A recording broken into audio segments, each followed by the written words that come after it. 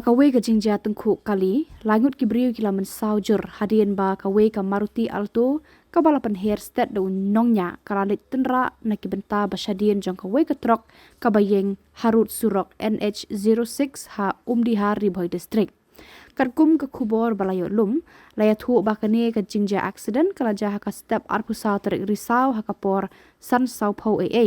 ha kaba kawei ke kali Maruti Alto kabadon yu number ML05W 5094 kabala pynher stet bat nongniah umla syu ban bat lakam ye ka kali ula leit ban tynrah ye ka kenro bat rengkang Shillong bat tynrah ye ka wei ka trok kitmar kabadon yu number ES01DD 9728 kabadang ieng harud kane ka surokbah.